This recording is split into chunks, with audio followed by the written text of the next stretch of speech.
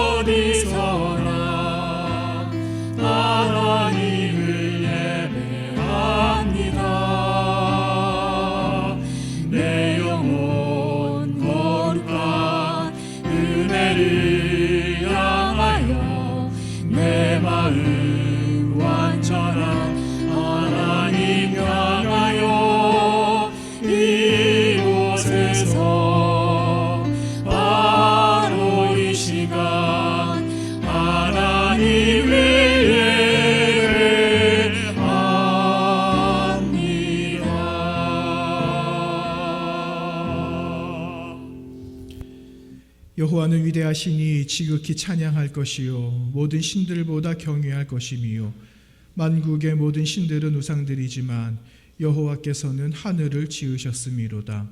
존귀와 위엄이 그의 앞에 있으며 능력과 아름다움이 그의 성소에 있도다. 아멘.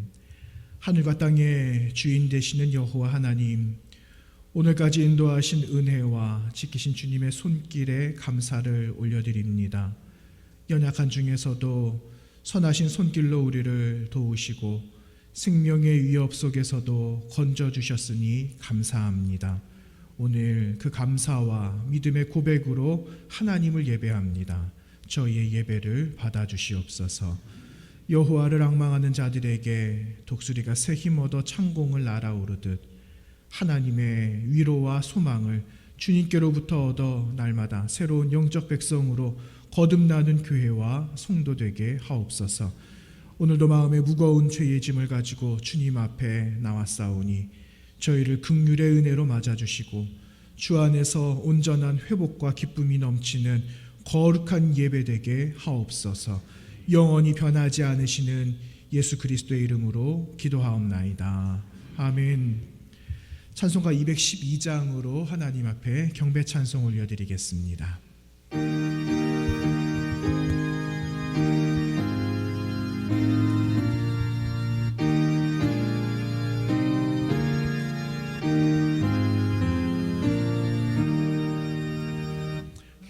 겸손히 주를 섬기되 괴로운 일이 아니라 구주 연애 주사 잘 감당하게 하소서. 인자말을 가지고 사랑을 강화시키며 갈 길을 잃은 우리를 잘 인도하게 하소서. 구주의 귀한 은혜를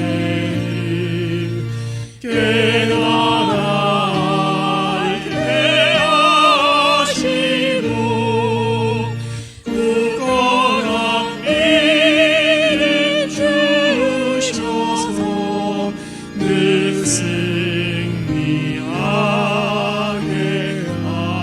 하소서. 장래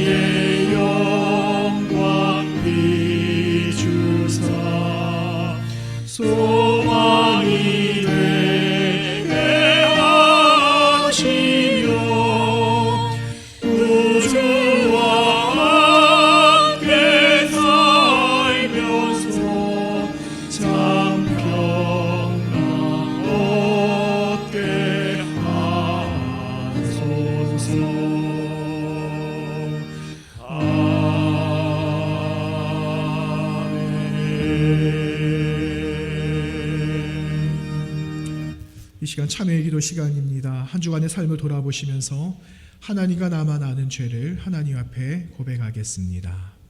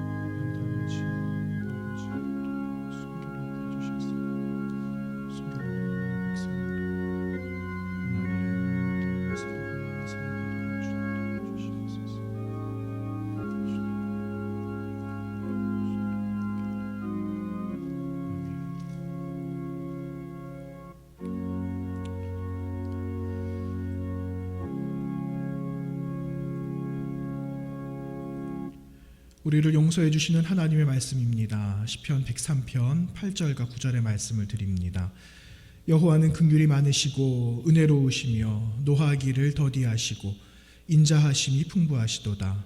자주 경책하지 아니하시며 노를 영원히 품지 아니하시리로다. 아멘. 믿음과 감사의 고백으로 사도신경하심으로 우리의 신앙을 하나님께 고백합니다. 나는 전능하신 아버지 하나님 천지의 창조주를 믿습니다. 나는 그의 유일하신 아들 우리 주 예수 그리스도를 믿습니다. 그는 성령으로 잉태되어 동정녀 마리아에게서 나시고 본디오 빌라도에게 고난을 받아 십자가에 못 박혀 죽으시고 장사된 지 사흘 만에 죽은 자 가운데서 다시 살아나셨으며 하늘에 오르시어 전능하신 아버지 하나님 우편에 앉아 계시다가 거기로부터 살아있는 자와 죽은 자를 심판하러 오십니다. 나는 성령을 믿으며 거룩한 공교회와 성도의 교제와 죄를 용서받는 것과 몸의 부활과 영생을 믿습니다. 아멘. 자리에 앉으시겠습니다. 찬송가 412장으로 하나님께 찬양합니다. 그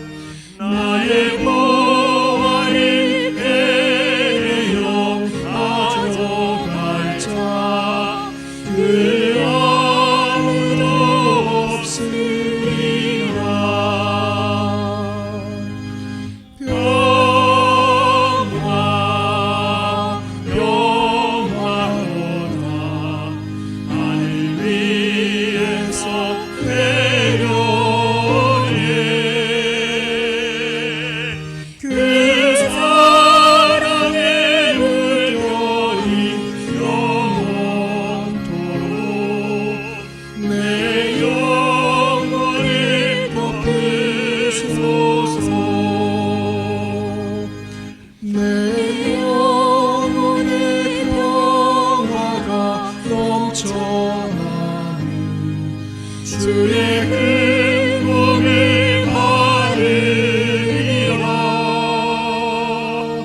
내가 주야로 주님과 함께 있어 내 영혼이 편히 쉬네.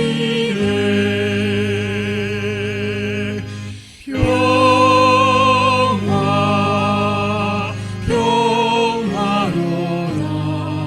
하늘 위에서 내려오네. 그 사랑의 물결이 영원토록 내 영혼을 덮으소서. 이 땅 위에 험한 길 가는 동안 찾는 평화가 어디 있나. 우리 모두 다 예수를 친구 삼아 참 평화를 누리겠네.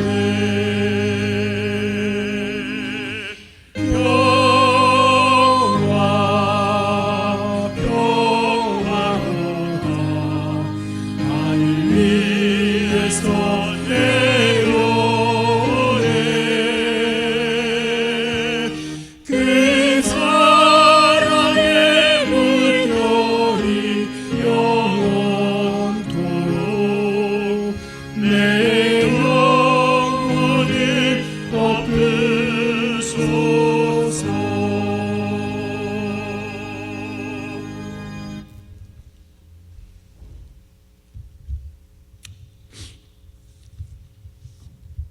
거룩하신 아버지 하나님, 한 주간도 우리 주님의 은혜에 참으로 감사를 드립니다. 이 한 시간 믿음의 근속들이 주님을 송축하며 우리 주님 앞에 예배드리오니 주님 홀로 영광받아 주시옵소서. 사랑의 주님, 결실의 계절에 때에 따라서 햇빛과 비를 주시고 그 결과로 풍성한 열매 맺게 하심을 참 감사를 드립니다. 아버지 하나님, 지금까지 우리 주님의 은혜 가운데 여러 가지 어려운 환경 속에서도 우리 모두를 지키시고 궁핍함을 없도록 우리에게 풍성한 것으로 채워주신 그 은혜에 참 감사를 드립니다. 거룩하신 아버지 하나님, 복잡다단한 세상 가운데서 우리의 마음을 정결케 하옵시고 원망과 다툼이 있는 그곳에 성령의 불로서 태워 주시옵소서. 우리는 영원히 죽을 수밖에 없는 저희들이 오니 주님의 십자가 사랑으로 저희들 용서받게 하여 주시니 참 감사를 드립니다. 아버지 하나님, 환난과 핍박이 있는 이 땅 위에 주님의 참 사랑을 실천하는 일꾼으로 삼아 주셨고 우리가 들녘을 바라볼 때 하나님께서 때를 기다리는 그곳에 결실의 계절이 있게 하시고 우리의 믿음도 그와 같이 귀한 열매 맺게 하여 주시옵소서. 거룩하신 아버지 하나님, 이 나라 이 민족을 긍휼히 여겨 주시옵소서. 주님께서 이 혼란의 시대를 살아가는 이 민족에게 우리 하나님께서 함께 하셔서 주님의 선하신 뜻대로 사용하여 주시옵소서. 살아계신 하나님의 말씀대로 살아갈 수 있도록 저희들을 인도하여 주시옵소서.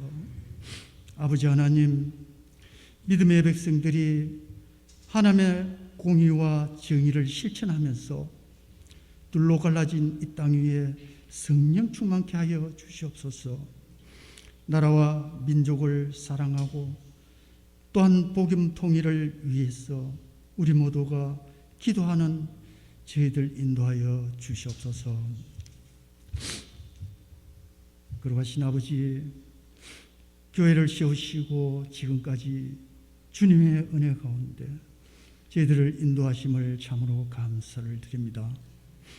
코로나19로 인해서 예배의 어려움이 많이 있었지만 주님께서 세우신 이 성복교회 신앙의 공동체가 믿음을 잃지 않고 이 어려운 시기를 잘 극복할 수 있도록 은혜 베풀어 주신 것 감사를 드립니다.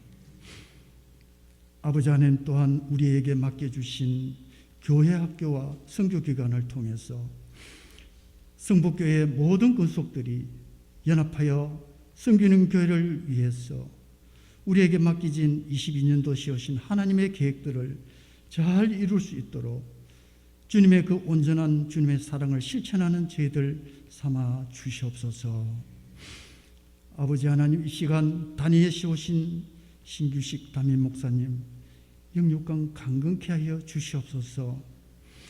오늘 준비하신 말씀, 귀하고 복된 말씀 이 자리에서 전하실 때에 은혜 충만케 하여 주시옵고 언제나 주님의 계획하신 따라 하시는 일 잘 이룰 수 있도록 주님 도와주시옵고 또한 생명의 말씀을 듣는 이로 하여금 세상 가운데서 그 믿음의 생활이 지표가 되게 주님 도와주시옵소서.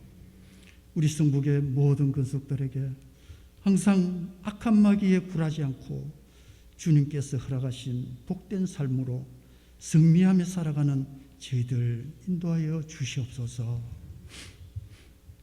만물을 창조하시고 주관하시는 아버지 하나님, 온 세계 만민이 코로나19로 인해서 많은 것들을 깨닫게 하시고 또 이로 인해서 고통받는 모든 이들이 있습니다. 저희들을 하나님 불쌍히 여기시고 회복시켜 주시옵소서. 이 모든 사람들에게 하늘의 위로와 평강을 누리게 하여 주시옵소서.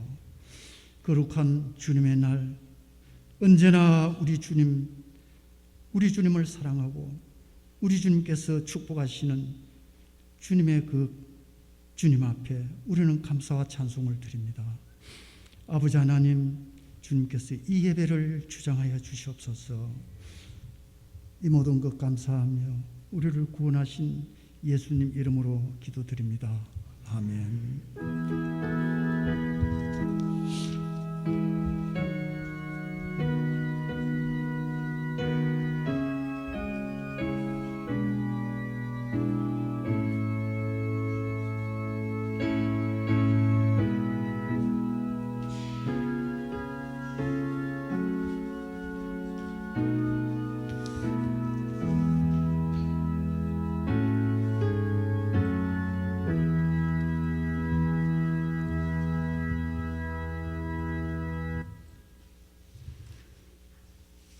오늘 하나님께서 우리에게 주신 말씀은 로마서 2장 25절에서 29절까지 말씀입니다. 신약 241페이지입니다. 내가 율법을 행하면 할례가 유익하나 만일 율법을 범하면 내 할례는 무할례가 되느니라. 그런즉 무할례자가 율법의 규례를 지키면 그 무할례를 할례와 같이 여길 것이 아니냐. 또한 본래 무할례자가 율법을 온전히 지키면 율법 조문과 할례를 가지고 율법을 범하는 너를 정죄하지 아니하겠느냐. 무릇 표면적 유대인이 아니요 표면적 육신이 할례가 아니니라. 오직 이면적 유대인이며 할례는 마음에 할지니 영에 있고 율법 조문에 있지 아니한 것이라. 그 칭찬이 사람에게서가 아니요 다만 하나님에게서니라. 아멘.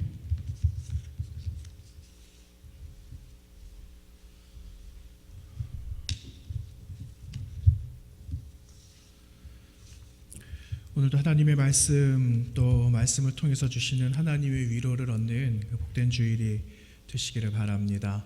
하나님의 십자가가 우리 모두에게 은혜가 위로가 되시기를 간절히 원하고 그 십자가를 통해서 우리가 살아갈 그 인생의 길을 마음껏 주님께서 주신 기회를 선용하며 살아가는 우리 성복교회의 모든 식구들 되시기를 간절히 바랍니다. 우리 가정에서도 예배하고 계시는 우리 식구들도 축복합니다. 지난주에 비해서는 오늘 현장에서 예배드리시는 분들이 조금 작게 오셨어요. 아마 지나간 주에는 그 명절 이제 다 지나서 이제 얼굴도 뵙기 원하시는 분들이 많으셨던 것 같아요. 그래서 지금 건강하게 잘 유지해서 오늘 나오실 만큼 딱 나오셔가지고 예배하고 계시는데, 바라기는 다음 주에는 우리 대면 예배로 전환이 돼서 같이 온 식구들이 조금 간격을 떨어놓고 같이 예배하면 참 좋겠다 하는 마음이 있습니다. 여러분 기도해 주셔서 지금까지 한 8개월 지나왔는데 교회에 어려움이 크게 없었어요. 그렇죠? 그리고 여러분들 가운데서는 개인적으로는 모르겠지만 그래도 건강하게 지금 다 뵐 수 있어서 얼마나 그게 감사하고 하나님의 은혜가 아닌가, 이런 생각을 또 한번 해보게 됩니다. 여러분이 코로나19가 잘 지나갈 수 있도록 여러분 끝까지 건강하시고, 또 어렵지만 이 어려운 시간들을 통한 하나님의 계획이 무엇인지 또 한번 물어가면서 올 연말까지 또 새로운 한 해를 또 맞이해야 되는 시간이 또 다가오고 있잖아요. 그래서 건강하게 잘 준비하는 우리 신앙의 공동체가 되시기를 간절히 원합니다. 사무엘상 16장의 말씀에는요, 이스라엘의 마지막 사사였던 사무엘이 그 다윗을 세우는, 다윗에게 이제 왕의 기름을 부으는 그 장면이 16장에서부터 기록이 되거든요. 그런데 그 앞에 15장에 끝나는 마지막 절 35절 말씀에 이런 말씀이 기록된 것을 볼 수가 있습니다. 사무엘이 죽는 날까지 사울을 보지 않았다라는 그 말씀이 기록되어져 있어요. 그러면서 하나님께서, 여호와께서 사울을 이스라엘의 왕으로 삼은 것을 어떻게 하셨다고요? 후회하신 이야기가 마지막 35절에 기록된 것을 볼 수가 있습니다. 여러분, 하나님께서 후회하시는 일이라면은 예사롭지 않은 일이겠죠. 그렇죠? 보통 일이 아니다라는 것을 우리는 알게 됩니다. 여러분, 우리는 하나님에 대해서 일반적으로 생각하기를 하나님은 거짓말을 하지 않으시는 분이지, 하나님은 한번 마음을 이렇게 정하시면 그 마음을 바꾸시는 분은 아니야 라고 우리는 생각하고 마음에 확신하고 있지만, 여러분, 이 말씀처럼 사울을 왕으로 삼으신 것을 후회하셨다라는 그 말을 우리는 듣고 있으면 영적인 긴장을 하지 않을 수가 없어요. 어떻게 내가 하나님 앞에, 하나님께서 나를 자녀 삼아 주셨는데 하나님의 자녀된 것 하나님께서 후회하신다면, 야, 너무너무 그건 두려운 일이야 라는 것을 우리는 깨달을 수 있어야 되는 겁니다. 하나님의 은혜 가운데 우리는 안에 거하고 있잖아요. 근데 이 안에서 벗어나지 않도록 우리는 애쓰면서 살아가야지 내가 구원받은 그 은혜를 간직하면서 살아가는 참 그리스도인이 될 수 있는 겁니다. 여러분, 그 사무엘상 16장 7절 말씀에 사무엘이 사울을 만나 기름 부을 때 이렇게 그 장에 기록되어져 있는 걸 보게 됩니다. 제가 읽어드리겠습니다. 여호와께서 사무엘에게 이르시되 그의 용모와 키를 보지 말라. 내가 이미 그를 버렸노라. 내가 보는 것은 사람과 같지 아니하니 사람은 외모를 보거니와 나 여호와는 어디를 볼까요? 중심을 보신다. 그 말씀을 사무엘상 16장 7절에 중심을 보신다, 하나님께서 그렇게 말씀하시는 것을 대언하고 있는 것을 보게 됩니다. 여러분, 오늘 우리가 나눈 말씀, 이 유대인들, 율법에 매여 살아가고 있었던 수많은 사람들, 그 사람들에 관한 이야기들이 로마서에 계속 기록이 되거든요. 그러면서 바울 사도가 이 유대인들에게 문매를 들고 있는 그 모습을 오늘 말씀에서 보게 됩니다. 사실은 17절부터 29절까지 말씀을 나눌까 하다가 여러분 가셔서 17절 말씀부터 또 한번 보시고 오늘 말씀 23절에서 29절까지, 25절에서 29절 말씀까지 보았는데 성경을 이렇게 펴놓으시고 한번 찾아가면서 보았으면 좋겠어요. 여러분이 유대인들 전통을 잘 지켰어요. 절기 또한 잘 지켰어요. 절기, 그렇죠? 지금도 절기 지키면서 예배하잖아요. 그리고 그 신앙의 그 대를 잘 이어가려고 정말 애를 많이 쓰고 있는 그 백성들, 그 언약의 백성들, 이런 자부심을 가지고 있는 이 유대인들이거든요. 그런데 그 유대인들을 향해서 이 바울 사도가 몽둥이를 들고 있는 거예요. 뭘 잘못했길래? 오늘 말씀에 한번 보시면은요, 그 21절 말씀 한번 보세요. 21절에서 23절까지 말씀에 이런 내용이 기록되어져 있습니다. 다른 사람을 가르치는 너가 왜 너 자신은 가르치지 못하고 있느냐? 이런 말씀이 기록되어져 있죠. 그리고 도둑질하지 말 것을 가르치는 내가 왜 도둑질을 하는지, 간음하지 말라고 너가 말을 하고 그와 같은 삶을 살아가라고 이야기함에도 불구하고 너는 왜 그러한 삶을 살아가고 있느냐 하는 거예요. 그리고 우상을 가증히 여기는 너 자신이 왜 신전에 그 가증하게 여기는 그 물건들을 왜 너는 탐내고 손을 대는지 모르겠다, 이런 거죠. 그리고 마지막으로 율법을 범하면서 하나님을 욕되게 하는 자들이 바로 너희들이다 라는 그 이야기를 바울 사도가 유대인 그리스도인들에게 이야기하고 있다라는 겁니다. 여러분, 이러한 외적인 모습, 이들의 외적인 모습은요, 정말 완벽한 신앙인의 모습이었어요. 그들이 율법을 잘 지키고, 그리고 그 율법을 잘 지키기 위해서 애쓰고 했던 그들의 삶만 그냥 본다면은, 여러분, 그들은 완벽하기에 이를 데 없는 그러한 모습을 가지고 있는 사람들이었어요. 그런데 그들에게 보여지고 있는 것뿐만 아니라 그 속도 봐야 되잖아요. 그런데 그 속을 들여다보면은 겉으로 보여지는 삶과는 전혀 다른 삶을 살아가고 있었다라는 거예요. 지금 21절에서 23절 내용 잠깐 보았던 것처럼 이와 같은 삶을 살아가고 있는 이들이었기 때문에 바울 사도는 바로 이 유대인들에게 이 문매를 들고 있었다라는 겁니다. 여러분, 집이 오래됐어요. 집이. 그러면은 우리 교회도 오래됐잖아요. 그래서 이렇게 보면은 이제 세월의 흔적들이 이제 막 나타나기 시작해요. 어디를 보수해야 되겠다, 이런 거 있잖아요. 근데 우리 집도 그래요. 집도 좀 보수를 해야 되겠다 그러면 어디에 문제가 있는지 알고 거기를 고치고, 그리고 거기를 잘 또 깨끗하게 해야지 문제가 생기지 않잖아요. 그런데 손대기가 너무나 벅찬 거예요. 이거 손을 대려고 하니까 예산도 너무 많이 들어요. 감당하기가 어려운 거죠. 그래서 시간이 이렇게 지나서 밖의 외벽은 좀 그렇지만 에이 뭐 잠깐이라도 페인트로 좀 칠하고 말지, 겉만 좀 손대고 말지, 이렇게 해서 그 쓰러져가는 그 건물을 그냥 밖에만, 표면만 어떻게 손을 댔다라고 합시다. 그러면 여러분, 그 건물이 새 건물일까요? 그렇지 않잖아요. 온전한 건물은 되지 않는다라는 거예요. 여러분, 이와 같은 겁니다. 유대인들의 삶이 바로 이와 같은 삶이었다라는 것을 말하고 있는 겁니다. 율법주의에 빠진 이들이 대표적인 그 이유, 뭐 많은 것이 있겠죠. 그런데 오늘 본문은 그들이 율법에 매여가지고 그 안에 그냥 확 빠져버린 이유는 할례의 문제 때문이다 라고 이야기를 하는 거예요. 할례. 여러분이 할례라는 것은 아브라함과 맺은 그 언약에 참여가 되었다라는 걸 이야기하는 거거든요.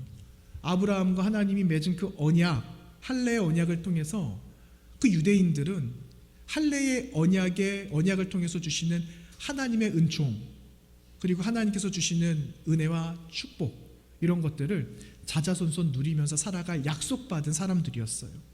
그런데 그들은 생각하기를 내가 할례 받은 언약이다라는 걸 마치 특권처럼 생각한 데에 문제가 있었다라는 겁니다. 이 언약을 맺게 되면은 하나님과의 관계 속에 나에게 올 진노를 피할 수 있다라고 그들은 잘못 생각하고 있었다라는 거죠. 그래서 바울 사도가 결론적으로 말할 때 무슨 이야기를 하냐면은 오늘 말씀 28절과 29절에 기록되어져 있는 것처럼 표면의 할례로 언약의 보장을 받는 것이 아니다라는 것을 이야기하고 있는 겁니다. 여러분, 이 할례를 어디다가 한다고요? 우리 마음의 할례를 하지 않으면 겉으로 너희들이 표면적인 할례 받은 자들이긴 하여도 아무 소용 없다라는 걸 바울 사도가 분명하게 이야기하고 있는 겁니다. 그래서 여러분, 할례를 받았다, 하나님의 언약을 받은 백성이다라면은 여러분 그 감사하는 마음을 우리는 늘 간직해야 됩니다. 하나님, 이러한 하나님의 언약을 받은 하나님의 사람 되게 해주셔서 감사합니다 하는 그 감사의 마음을 늘 간직하고 있어야 된다라는 거죠. 할례 받지 못한 사람들, 마음의 할례 받지 못한 사람들, 혹은 하나님의 언약 가운데 아직 미처 참여되지 못한 사람들이 있다면 그 사람들을 멸시하고 내가 받은 할례는 너무너무 위대한 것이다라고 드러내면서 살아가는 것이 아니라 오히려 너희들의 그러한 행동은 하나님의 진노를 그치지 못하게 만드는 수단이 될 수밖에 없다라는 것을 바울 사도는 이들에게 말하고 있다라는 거예요. 여러분, 그런 의미에서 같다라고 말할 수는 없겠지만 여러분, 우리가 가지고 있는 이 직분들도 한번 생각해 볼까요? 좀 내가 가지고 있는 직분 때문에 좀 특권의식 가지고 있는 그런 분들도 과거에는 많았어요. 과거에는. 지금은 부끄럽죠. 그게 얼마나 무거운 건데, 그렇죠? 우리가 직분을 가지고 섬긴다라는 건 내 힘으로 감당할 수 없는 거예요. 그런데 이 직분을 마치 무슨 계급을 가진 것처럼, 높은 계급에 있는 것처럼 생각하고 있다면 우리도 이들과 다르지 않다라는 것을 바울 사도가 이야기하고 있는 겁니다. 감리교를 처음 이제 세웠던 요한 웨슬리 목사님, 그분의 말씀 가운데 거의 그리스도인, 이런 제목의 말씀이 있었대요. 거의 그리스도인. 겉보기에는 그럴싸해 보이는 거죠. 그런데 진짜 그리스도인일까요? 그렇지 않다라는 이야기를 요한 웨슬리 목사님이 그렇게 말씀하시는 거예요. 여러분, 지난달부터 이제 수시 접수가 시작이 됐어요. 우리 아이들이 수시 접수도 하고 이제 대학 갈 준비를 하고 있는데, 이제 또 다음 달이면 뭐가 있습니까?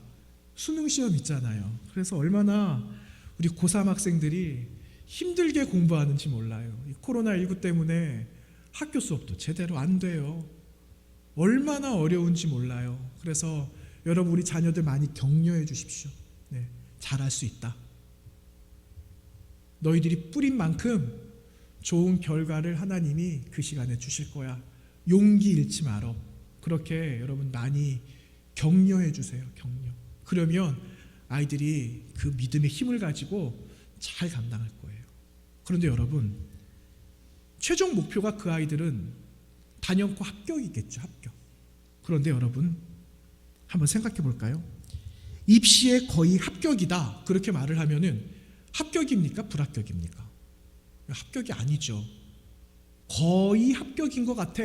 이거는 합격이 아니라는 말이에요.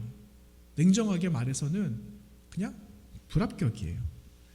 차점으로 떨어졌다. 여러분, 결과적으로 본다면은 합격입니까? 불합격입니까? 불합격이죠. 합격이 될 수 없는 거예요.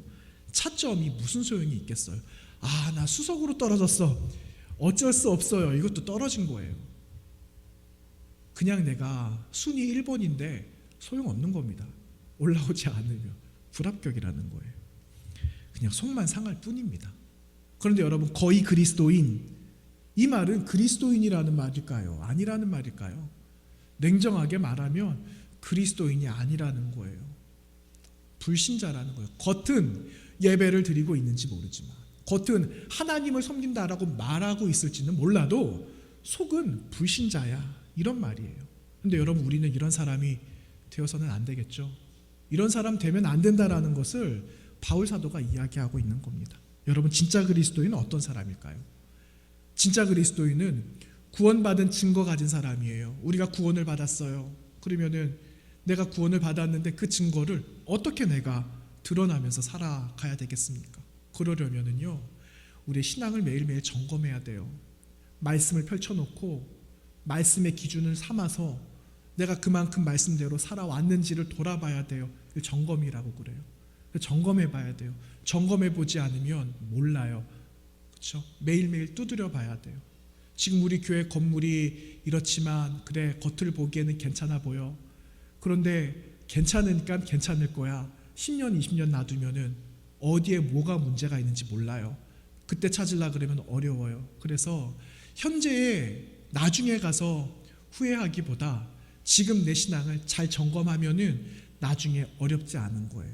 그래서 우리 신앙도 지금 점검하는 겁니다. 뭐가 좀 연약할까? 뭐가 좀 위태로울까? 나에게 가장 약점은 무엇일까? 이런 것들을 지금 찾아보지 않으면 결국 우리도 어쩔 수 없는 불신자 같은 그런 삶을 살아가는 그리스도인이 될 수밖에 없다라는 거예요. 여러분, 그 이스라엘에 가면은 검정 색깔 중절모를 쓰고 다니는 분들이 계세요. 그리고 그분들은 검정 색깔 말쑥하게 차려입은 양복을 입고 다니고요, 검정 색깔 구두를 신고 검정 색깔 넥타이를 이렇게 매고, 그리고 턱에는 수염을 이렇게 기르고, 허리춤에는 옷술, 제가 언젠가 수요일날 옷술 한번 말씀드렸나요? 주일 오후 때 말씀드렸나요? 그 옷술을 허리춤에 이렇게 꿰가지고 길게 늘어뜨리는 사람들이 있어요. 유대인들이거든요. 근데 그 사람들을 뭐라고 말하냐면 종교인이라고 말해요. 종교인. 네. 이게 어떻게 보면 현대판 율법주의자들 이렇게 생각하면은 될 수가 있을 것 같아요. 그런데 여러분, 종교라는 것은요, 이런 특징이 있다라고 합니다. 종교. 영적인 것보다는 물질적인 것에 좀 더 의존적이에요. 종교는. 그리고 경건한 것보다는 희생의 수고를 많이 강요한다라는 거죠. 그래서 그 수고가 어느 정도에 미치지 않으면은 그게 정죄시 되는 거예요. 평가하게 되는 거죠. 그리고 종교는 본질적인 문제보다 무엇을 더 중요시 여기느냐, 지금 일어난 현상에 관한 거에 집착하게 되는 거예요. 그러니까 자꾸만 형식적인 거에 매달리게 되는 거죠. 여기서 외식적인 것이 나왔어요. 외식하는 자들아, 이렇게 예수님께서 말씀하시잖아요. 바리새인들, 이런 사람들한테, 율법학자들한테. 여기서 나온 거예요. 여러분, 종교 이기적이고 자기중심적인 해석을 하게 만든다라는 거죠. 그래서 예수님께서 말씀하시고 가르쳐 주신 삶, 사랑을 실천해야 되는 그러한 삶보다는 종교적인 그러한 색채가 너무 짙어서 결국은 그 집단적으로 이기심을 바라는 그러한 사람들로 변하게 되게 하는 것이 종교다, 이렇게 이야기를 합니다. 여러분, 우리가 구원을 받았어요. 그런데 조금 전에도 말씀드렸던 것처럼 우리가 구원받은 증거를 어떻게 우리는 확인할 수가 있겠습니까? 내 마음속에 성령님이 계시는가? 여러분 마음속에 성령님이 계세요? 성령님이 계십니까? 우리의 육신은, 우리의 몸은 성령의 전이라고 말씀하셨어요. 그럼 우리 안에는 누가 거하고 계시느냐? 성령께서 우리 마음에 계시는 줄로 믿습니다. 그 성령께서 우리 마음에 계시면 우리 마음이, 여러 가지 마음이 막 싸우겠죠. 세상적인 마음도 있겠죠. 하나님께서 주시는 마음도 있을 거예요. 이것이 서로 싸워요. 그렇죠?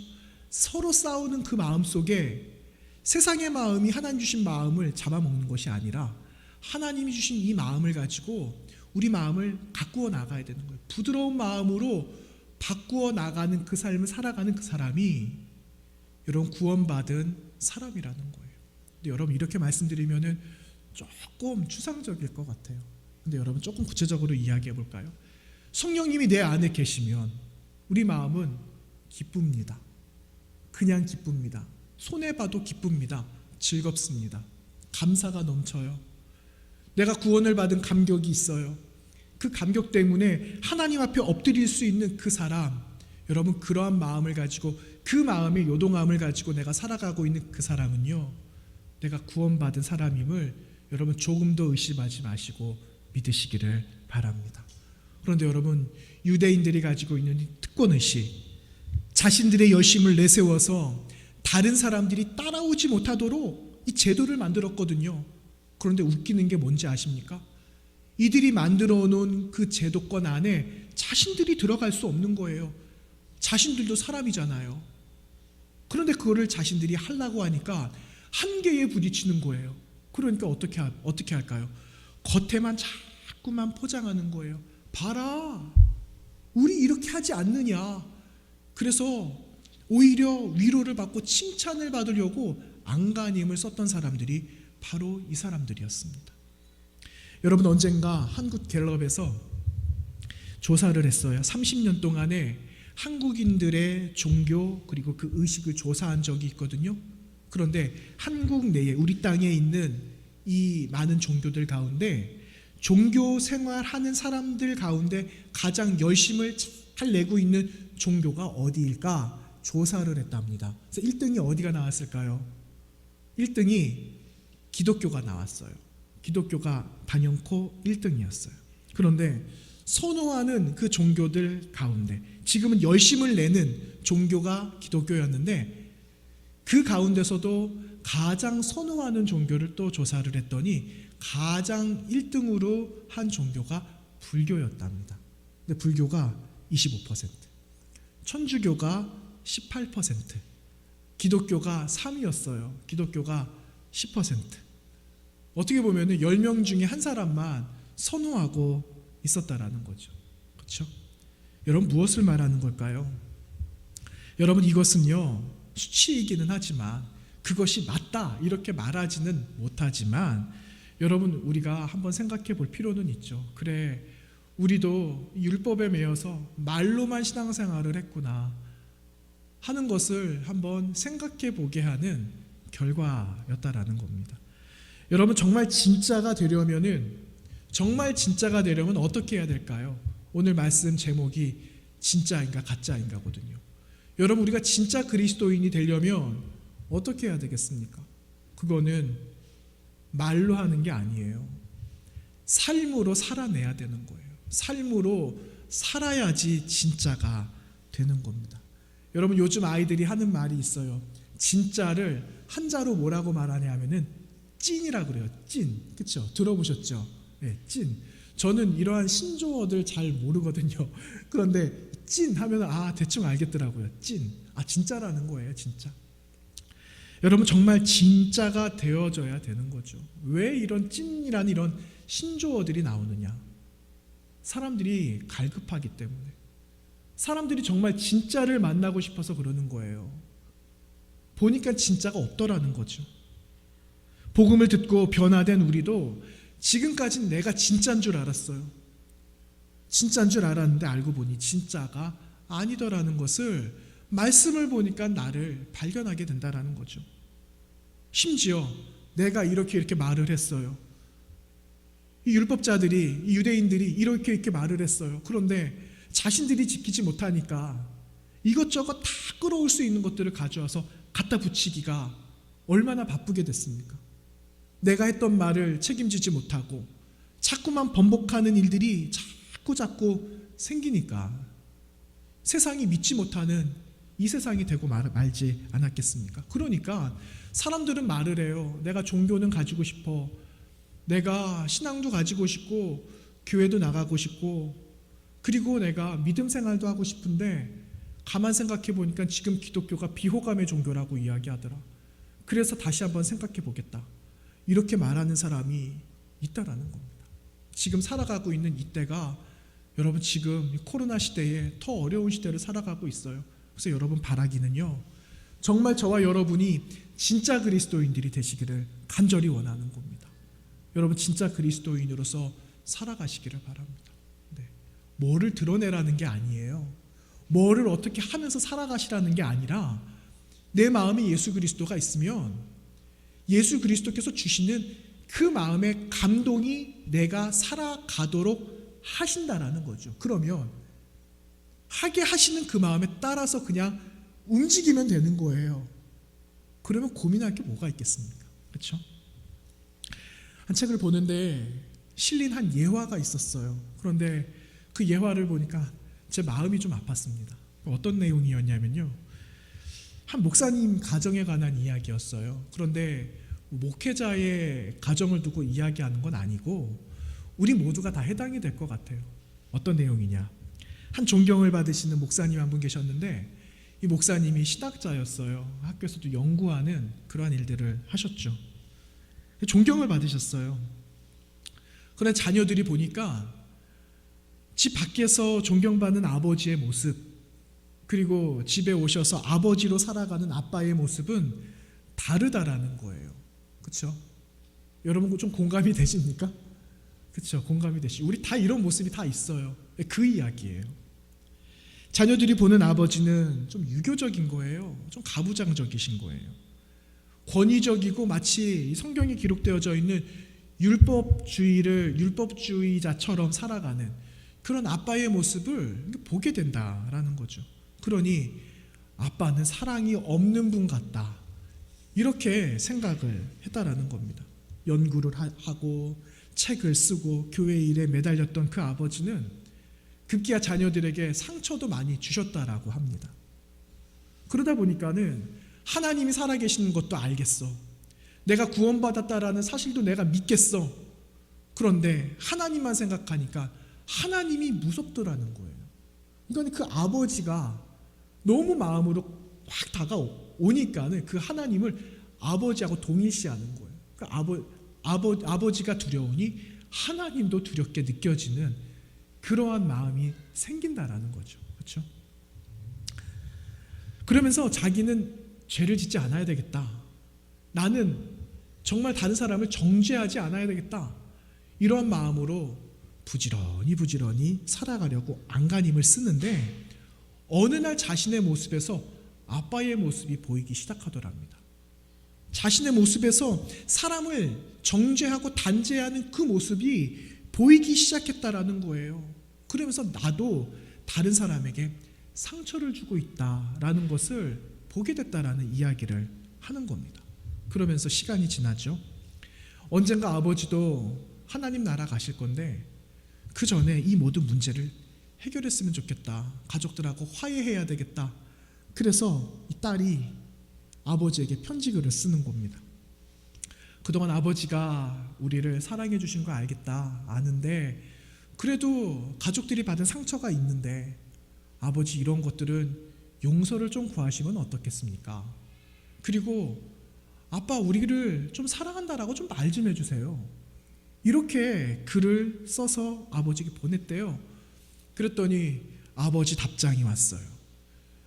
너희들이 이렇게 하는 거에 대해서 너희들이 먼저 나에게 잘못을 구해라, 회개해라. 이렇게 아버지가 한 줄의 편지를 적어가지고 보내셨다라는 겁니다. 얼마나 실망을 했을까요? 그렇죠? 그 딸이 받고는 아버지의 그 딸을 향한 나름대로의 사랑이 분명히 있습니다. 아버지의 사랑이 있어요. 왜 없겠습니까? 그렇죠? 그리고 아버지는 아버지대로의 신앙관, 신앙의 그 기준이 있으셨을 겁니다. 아버지가 틀렸다라는 게 아니에요. 다를 뿐이에요. 다를 뿐. 그런데 여러분, 우리가 생각해 볼 게 있어요. 우리가 그리스도인 아닙니까? 그리고 변화받았잖아요. 변화되었잖아요. 변화된 삶을 향해서 계속해서 걸어가고 있잖아요. 우리 몸이 성령의 전이라는 것도 우리가 알잖아요. 그럼 내 안에 성령이 계시다라는 것을 인정한다면 여러분, 용서는 기본이라는 거예요. 용서와 그 사랑은 우리가 감당해야 되는 삶의 내용이다라는 겁니다. 이게 당연하다라는 겁니다. 과오를 인정하고 지난 과거로부터 다시 새로운 현재의 자리로 돌아오는 삶이 되지 않으면 안 된다라는 거예요. 구원을 받았으니 이제는 구원받은 삶을 나타내고 말하면서 삶으로 드러내지 않으면 안 된다라는 것을 말하는 거예요. 여러분, 지금 그리고 여기에 예수 그리스도를 통해서 받은 그 은혜, 그리고 그 감격, 이런 것들이 있다면 여러분, 오늘 내가 써야 되는 신앙의 삶의 이야기를 다시 써야 된다라는 겁니다. 다시 예배당에 들어오기 전에 이러한 생각들을 가졌다면 오늘 말씀을 통해서 주시는 하나님의 새로운 마음을 다시 써서 그 마음 주신 대로 비로소 살아갈 때 우리가 진짜 그리스도인이 되어진다라는 것을 오늘 본문은 우리에게 말씀해 주고 계시는 겁니다. 여러분, 오늘 말씀 28절과 29절 말씀 한번 보십시오. 28절과 29절 말씀 다 같이 한번 읽어보겠습니다. 시작. 무릇 표면적 유대인이 유대인이 아니요 표면적 육신의 할례가 아니니라. 오직 이면적 유대인이 유대인이며 할례는 마음에 알지니 영에 있고 율법 조문에 있지 아니한 것이라. 그 칭찬이 사람에게서가 아니요 다만 하나님에게서니라. 아멘. 칭찬은 어디서 온다고요?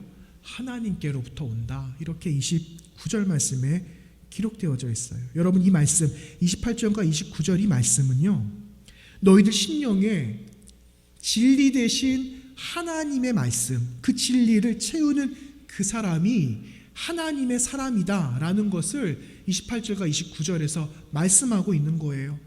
여러분, 예수 그리스도의 진리가 뭐겠습니까? 여러분, 이게 진리잖아요. 저와 여러분의 손에 들려있는 이 말씀이 진리잖아요. 그래서 여러분, 이 진리를 알면 진리가 우리에게 주시는 큰 은혜와 축복은 자유예요. 자유. 그래서 요한복음 8장 32절 말씀에 진리를 알지니 진리가 너희를 자유케 하리라. 그 말씀이 기록되어져 있습니다. 여러분, 맞습니다. 우리의 능력과 의지로 자유케 되는 것이 아니라 하나님의 말씀이 우리를 자유하게 해주시는 줄로 믿습니다. 그래서 여러분, 자유는 종의 상태에서 매여져 있는 것으로부터 해방된다라는 그런 의미를 가지고 있는 거예요. 여러분, 고대시대에 내가 빚을 갚을 능력이 없다. 지금 같으면은 빚을 갚아야 되는데 지금은 좀 시간을 좀 늦출 수도 있어요. 그렇죠? 요즘은 뭐 금융권에서도 우리가 이렇게 대출을 하거나 또 이렇게 빌려오거나 이렇게 하잖아요. 지금은 당신이 이때까지 못했으니까 당신을 잡아가겠습니다 하지는 않아요. 그런데 고대 사회는요, 이 빚을 제때 갚지 못하면은 어떻게 되느냐? 노예가 될 수밖에 없었어요. 그래서 이 사람한테 가가지고 내가 어느 정도의 일을 이만큼 해서 해방되는 이러한 방법들도 있었거든요.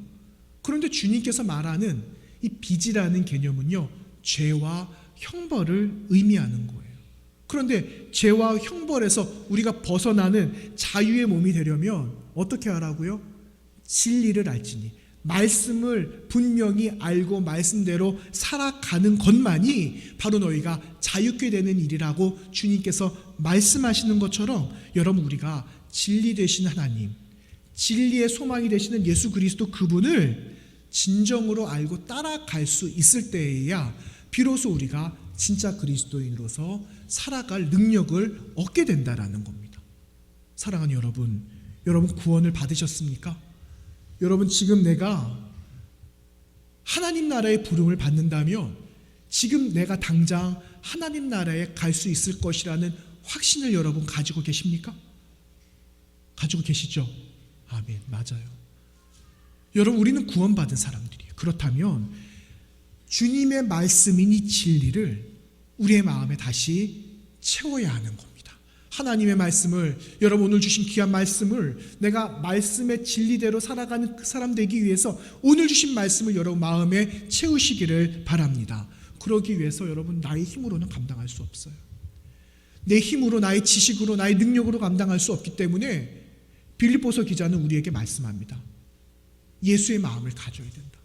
예수님의 부드러운 마음을 가지고 있을 때에만 그 진리의 말씀을 너희 영혼에 채울 수가 있다라는 그 말씀을 하고 있어요. 그래서 빌립보서 2장 5절에는요, 너희 안에 이 마음을 품으라. 곧 그리스도 예수의 마음이니 그는 근본 하나님의 본체시나 하나님과 동등됨을 취할 것으로 여기지 아니하시고 오히려 자기를 비워 종의 형체를 가지사 사람들과 같이 되셨고 사람의 모양으로 나타나사 자기를 낮추시고 죽기까지 복종하셨으니 곧 어디에서 죽으셨다고요? 십자가에서 죽으셨다. 그 말씀을 빌립보서 2장에서 말씀하고 있는 겁니다. 여러분, 진리를 내 마음에 채우면 우리의 시선, 나만 바라봤던 그 시선이 다른 타인으로 옮겨가게 됩니다. 주변을 바라보게 됩니다. 주변이 더 보여지기 시작합니다. 무엇을 더 소중하게 여겨야 될 것인지 분별할 수 있게 되는 겁니다. 지금까지는 나를 위한 그 기도의 열정만 있었다면 그 기도의 열정이 다른 곳으로 흩어지게 되는 거예요. 분산되는 거예요. 그래서 나뿐만 아니라 나를 통해서 타인을 위해서 기도하게 되고 세상을 향해서 기도하게 되고 현재에 놓여져 있는 어려움을 놓고 우리는 하나님 앞에 엎드리면서 기도할 수 있는 사람으로 변화되게 된다라는 겁니다. 여러분, 이러한 마음을 사모하시기를 바랍니다. 이러한 마음을 사모하시고 예수 그리스도의 마음을 채우고 진리의 말씀을 내 마음속에 심어서 그 말씀대로 살아갈 때 우리는 진정한 그리스도인, 그 그리스도인으로서 거듭난 삶을 살아가게 되는 줄로 믿습니다. 여러분, 이번 한 주간을 어떻게 살아가시겠습니까? 지나간 주간 살아온 삶, 그냥 똑같이 동일하게 변하지 않는 삶을 살아가면 되지 라고 말하는 건 세상에 하나님을 모르는 사람들이 말하는 말이에요. 여러분, 오늘은 어제하고 달라요. 또 오늘은 내일하고 분명히 다릅니다. 그렇기 때문에 오늘 살아갈 새로운 다짐을 가지고 살아가시기를 바랍니다. 어떻게 해요?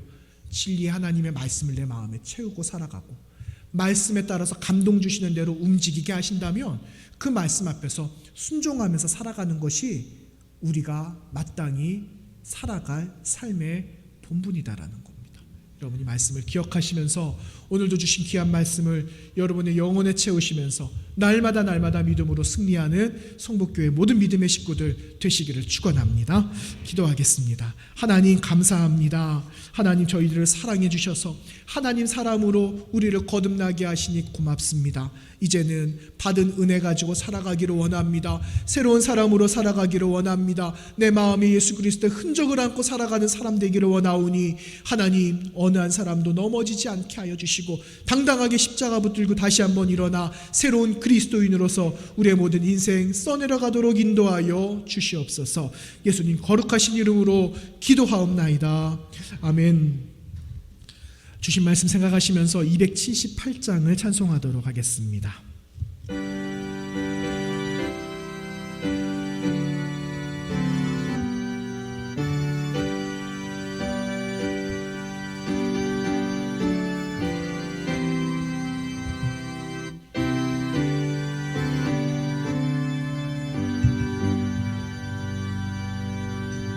여러 해 동안 주 떠나 세상 연락을 즐기고 저 흉악한 죄에 빠져서 주를 잊었네. 오 사랑의 예수님 내 맘을 온영인가 곧 들어와 나와 함께하여 내 생명이 되소서. 죄악의 주를 인생을 심히 불쌍히 여기사 전능의 영광 버리고 이 세상에 오셨네. 오 사랑의 예수님 내 맘을 온영이다 곧 들어와 나와 함께하여 내 생명이 되소서. 공포를 입은 구주는 가시면류관 쓰시고 저 십자가 높이 달리사 그 앞으로 참았네. 오 사랑의 예수님 내 맘을 온영인다 곧 들어와 나와 함께하여 내 생명이 되소서.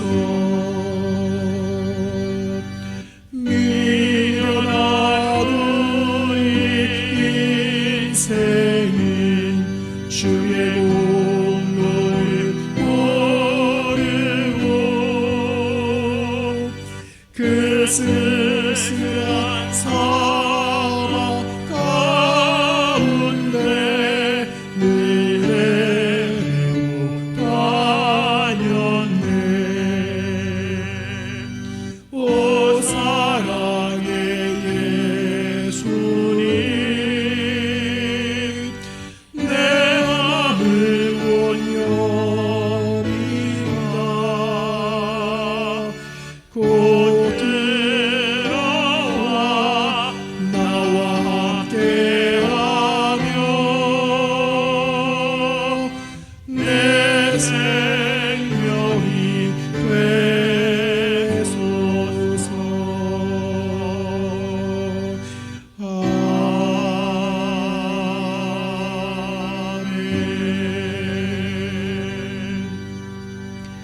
드려진 예물 위해서 함께 기도합니다. 존귀하신 하나님, 이 시간 준비한 예물을 주님께 올려드립니다. 한 주간의 삶을 지켜주시고 그 감사와 마음의 즐거움으로 올려드립니다. 주님 받아 주시옵소서.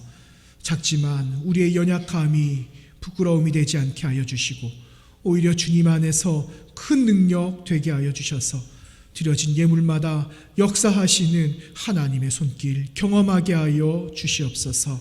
하나님, 사람이 감당할 수 없는 질병, 수많은 문제들, 나라 안팎의 많은 일들과 어려움들, 많은 갈등들이 존재합니다. 그러나 선하신 하나님의 손만 의지하기를 원합니다. 긍휼로 임하시는 하나님의 손을 붙잡기를 원합니다. 기도하며 믿음으로 나아가는 이 땅의 모든 교회와 성도들을 붙들어 주시옵소서. 우리보다 어려운 이들을 돌아보게 하여 주시고 하나님, 어려운 나라들의 그 아픔들을 바라보게 하여 주시고 나의 손길이 필요한 이들을 보게 하시고 만나게 해주셔서 내 안에 계신 예수님의 감동으로 이 땅을 살려나갈 우리 교회 되게 하여 주시옵소서. 하나님, 몸된 교회의 많은 성도들이 죽어가는 수많은 영혼들을 위하여 다시 한번 품고 살아가는 한 주간이 되게 하여 주시기를 원합니다. 일어나게 하여 주시고 우리를 사용하여 주시옵소서. 주님, 사랑하는 자녀들, 연로하신 어르신들, 장기간 병마 속에 고통당하고 있는 우리의 많은 믿음의 식구들, 실족한 자들, 하나님 낙심한 자들까지 하나님께서 기억하여 주시고 하나님, 원근각지에 흩어져 있는 믿음의 식구들 동안 하나님께서 기억해 주셔서 예배하는 주의 거룩한 성도로 회복되어지는 인생 살아가게 하여 주시옵소서. 하나님, 날마다 주님이 나의 소망 되심을 고백하게 하여 주시고 뿐만 아니라 일상 중에 소망을 하나님께 두며 살아가는 거룩한 증인 되기를 원하오니 하나님, 우리의 영육의 풍성함 속에 내려주시는 은총 속에 살아가게 하여 주시옵소서. 믿고 감사드리오며 살아계신 예수님의 이름으로 기도하옵나이다. 아멘. 우리 교회 소식을 알려드리도록 하겠습니다. 계속해서 오늘까지 나라가 정한 50명 미만 이제 온라인 예배로 드려지는 날짜입니다. 원하고 바라기는 다음 주에는 한 자리에 다 모였으면 좋겠어요. 그래서 질병관리본부에서 어떻게 또 결정을 또 내릴지는 모르지만 여러분 마음으로 다음 주에는 하나님 다 예배할 수 있도록 하나님 더 큰 은혜 주십시오 하는 그런 마음으로 여러분 기도해 주시고 함께 모이는 장소에서 경건하게 하나님께 예배하는 시간이 꼭 있기를 원합니다. 여러분, 우리 예배는 생명처럼 귀한 거예요. 그래서 예배가 뒷전이 되지 않도록 어디에 계시든지, 가정에 계시든지 혹은 출타하셔서 예배를 드리시든지 뭔가 마음을 잘 하나님께 올려드리면서 예배에 성공하시는 저 여러분 되시기를 바랍니다. 지난 수요일부터 수요일 대면 예배를 시작했습니다. 많이 나오지는 못하시지만 여러분 또 나오실 수 있어요. 나오셔서 같이 출애굽기 말씀 같이 나누시고 함께 풍성한 하나님의 은혜 경영하시는 하나님을 또 우리의 마음속에 모시는 그러한 시간들이 되었으면 좋겠습니다. 다음 주 2부 예배 후에는 남녀 선교회 임원들이 좀 모이도록 하겠습니다. 각 기관에서도 한번 모일 예정이고요. 남녀 선교회에 섬기고 계시는 우리 임원들 올해 별다른 사업들을 못하시고 또 모이지는 못했지만 내년도를 좀 준비하려고 잠깐만 모이도록 하겠습니다. 다음 주 오늘 예배 나오지 못하신 가정에서 예배하신 식구들도 다음 주에는 또 함께 오셔서 함께 임원 모임에 함께 또 참여해 주시고 내년도를 더 준비하는 시간 가지도록 하겠습니다. 하반기 세례자 교육은 다음 주부터 시작하겠습니다. 다음 주 예배 후에 1시부터 소예배실에서 모이겠습니다. 그래서 세례 받으시는 한 분, 또 우리 자녀들 가운데 입교 이번에 받은 우리 자녀들이 있거든요. 4사람 이렇게 해서 모두 5분이 추수감사주일날 세례식 참여하시게 될 거예요. 참여하시는 분들에서 기도해 주시고 또 영적으로 더 성장하는 시간 될 수 있도록 여러분 함께 중보해 주시기를 부탁드리도록 하겠습니다. 여러분 10월에 이제 중순을 향하여서 가고 있어요. 이제 얼마 남지 않은 올해 또 21년도 준비해야 되는데 여러분 있는 곳에서 연말까지 잘 마무리하시고 또 21년도 새로운 포부와 새로운 다짐과 하나님 주시는 마음으로 교회가 잘 준비하는 시간이 되었으면 좋겠습니다. 생각나실 때마다 더 많이 기도해 주시고 흩어져 있는 믿음의 식구들을 위해서 함께 기도해 주시기를 바랍니다. 모두 함께 자리에서 일어나셔서 신사도행전 찬송하면서 세상으로 나아가겠습니다.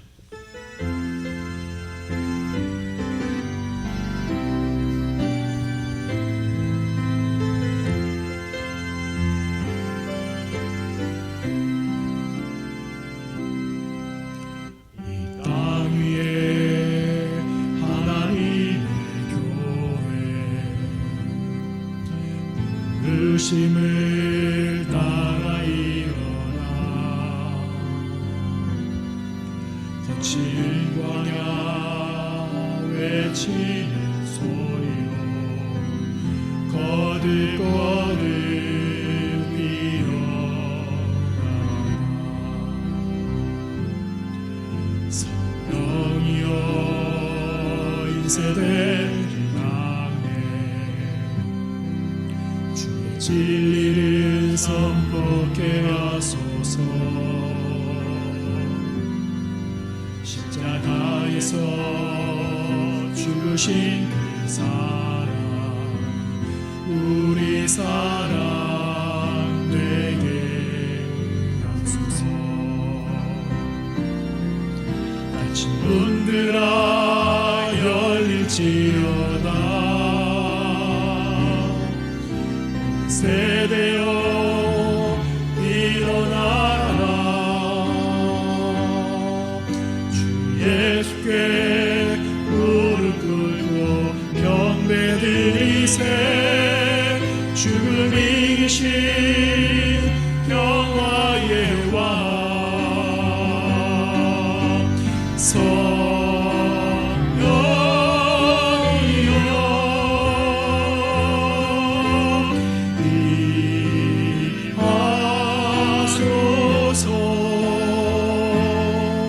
초대교회 역사 같은 권능으로 모든 교회 일으켜 주소서.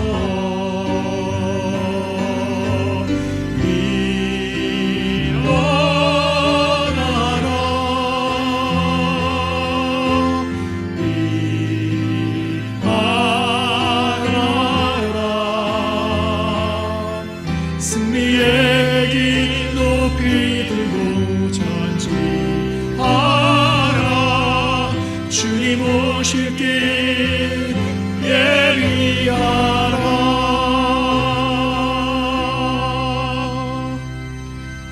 거룩하신 하나님, 주님 오실 길을 예비하며 살아가는 하나님의 거룩한 백성으로 세상을 향하여 나아갑니다. 하나님, 우리의 능이 되어주시고 하나님의 크신 손과 펴신 팔이 우리를 앞서 행하여 주셔서 믿음으로 살아가는 참 그리스도인으로서 넉넉하게 살아갈 거룩한 삶을 이번 한 주간 살아가게 하여 주시옵소서. 낙심하고 있습니까? 일어나게 하여 주시고 하나님의 손이 아니고서는 우리가 아무것도 할 수 없음을 다시 한번 깨달아 주님만 의지하며 한 주 동안 승리하며 살아가는 믿음의 성도들 십자가의 군사되게 하여 주시옵소서. 이제는 우리 구세주 예수 그리스도의 은혜와 하나님 아버지의 크신 사랑과 성령 하나님의 교통하심이 내 마음에 역사하고 계시는 하나님의 말씀으로 진정한 그리스도인이 되어서 다시 한번 주님의 영광을 위하여 이 땅을 다시 한번 살려나갈 뿐만 아니라 나를 통하여 이 땅에 하나님의 놀라운 역사로 세상이 다시 한번 변화되어짐으로 인해 하나님을 믿는 자가 날마다 더함으로 주님 영광 속에 날마다 거하기로 다시 한번 다짐하고 헌신하는 사랑하는 믿음의 공동체, 사랑하는 믿음의 모든 성도들, 사랑하는 가정, 사랑하는 모든 직장과 하고 있는 많은 일들과 계획 속에 사랑하는 모든 믿음의 식구들과 흩어져 있는 믿음의 성도들 위해 이제로부터 영원토록 함께 하옵시기를 간절히 축원하옵나이다. 아멘.